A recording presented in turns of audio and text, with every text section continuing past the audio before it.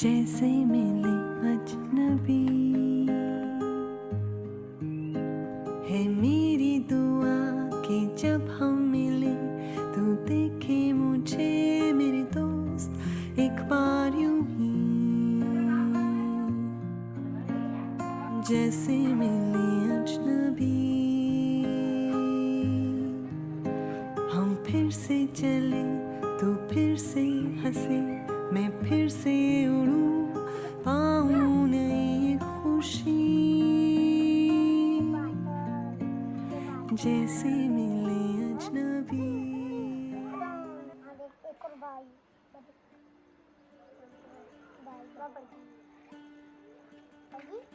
रिंकू से मेरी पहली मुलाकात सोशल मैपिंग के दौरान हुई थी।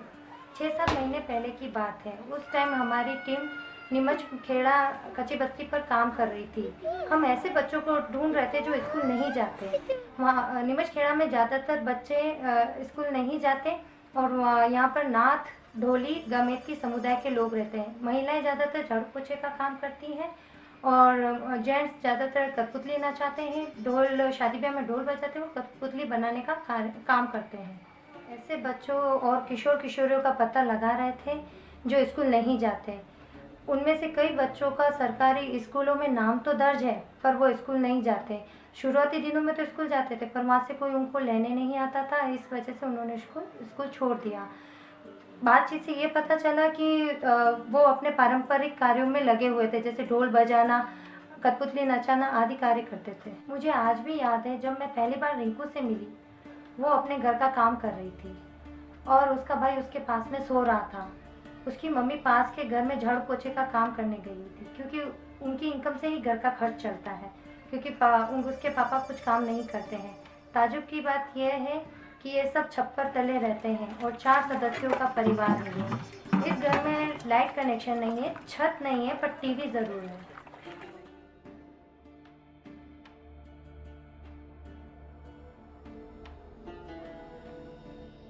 रिंकू के मम्मी पापा तब भी एग्री नहीं थे कि उनकी बच्ची स्कूल जाए, क्योंकि रिंकू की मम्मी बाहर जाके काम करती है। वो टाइम और रिंकू के स्कूल का टाइम सेम था, इस वजह से वो तैयार नहीं थे। तो हमने उसका एक सलूशन बताया कि आप उन दोनों बच्चों को अपना जतन केंद्र पे भेजें, तो वो कुछ तैयार हुए।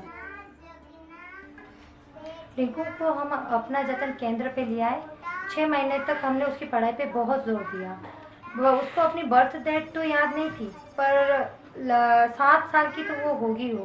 स्कूल के हिसाब से उसको 3rd या 2nd स्टैंडर्ड का तो होना ही चाहिए। और हमने उसके पढ़ाई के साथ साथ उसके रहन सहन, न्यूट्रिशन, साफ सफाई आदि बातों पे बहुत जोर दिया।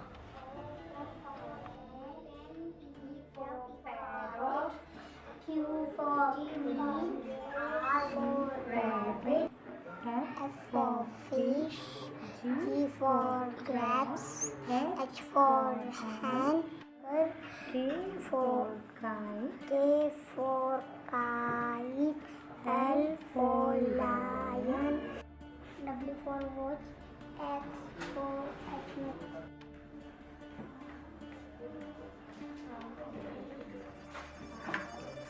रिंकू का ग्रास्पिंग लेवल दूसरे बच्चों के मुकाबले काफ़ी अच्छा था। हर महीने लेवल टेस्ट में वो सबसे अच्छा परफॉर्म कर रही थी। 6 महीने बाद रिंकू का लेवल देखते हुए जतन ने डिसाइड किया कि रिंकू को सरकारी स्कूल की बजाय विद्या भवन में एडमिशन कराया जाए। और जतन ने विद्या भवन मैनेजमेंट से बात की और वो मान गए और रिंकू स्कूल जाने लगी।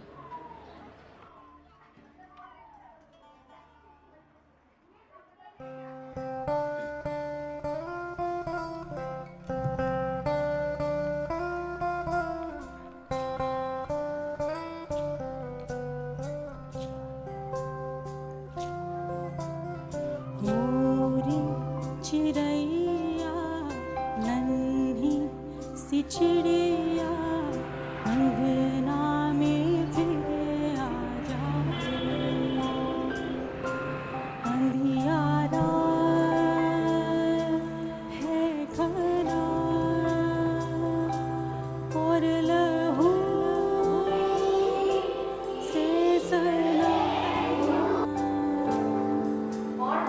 अंधेरों के दिन पे हम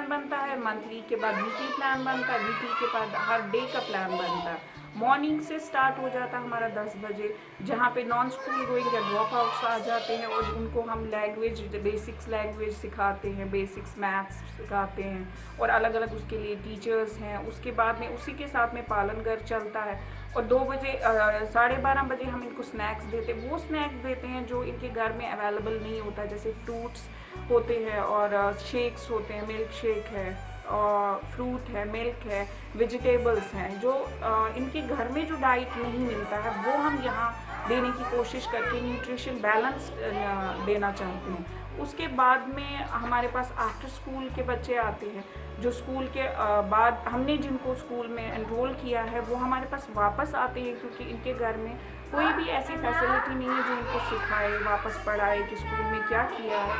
फिर आके हम उनको होमवर्क या जो भी उनको वहाँ समझ में नहीं आया है वो कराते हैं और हम उनको अपना फिर से लेवल टेस्ट लेते हैं कि वहाँ और यहाँ में कितनी उन्होंने फिर प्रोग्रेस गेन की है।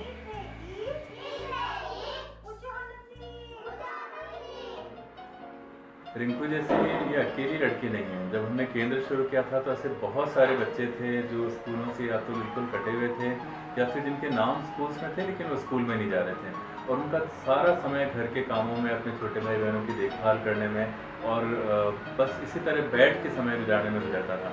जब ये केंद्र शुरू किया तब आंखों में यही सपना था कि हम इन बच्चों को एक ऐसा प्लेटफॉर्म देंगे, एक ऐसी जगह देंगे जो उनको घर जैसा लगेगा, जहाँ वो बहुत मस्ती कर सकें, बहुत खेल सकें, बहुत कूद सकें, गा सकें, नाच सकें और फिर पढ़ाई से रिश्ता जोड़ सकें।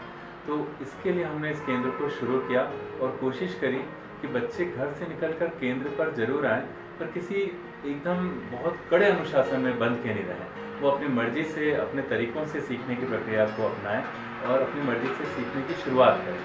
तो इसके लिए हमने ये कोशिश करी थी और मुझे बहुत खुशी है कि रिंकू जैसी बहुत सारी बच्चों को हम शिक्षा की जो मुख्य धारा है, जो फॉर्मल स्कूल्स हैं, उनमें जोड़ने में सफल हुए।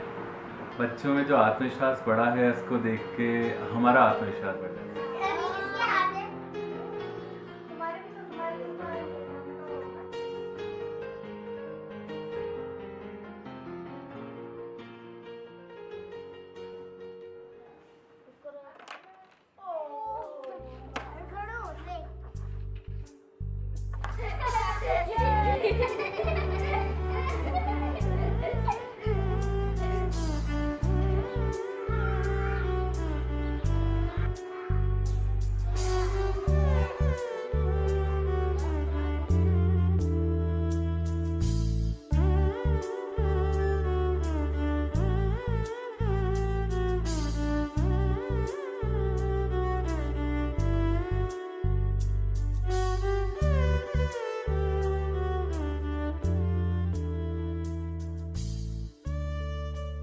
अपनी धरती, अपना सूरज, अपना प्यारा देश, सुंदर गगन निराला जिसका सुंदर न्यारा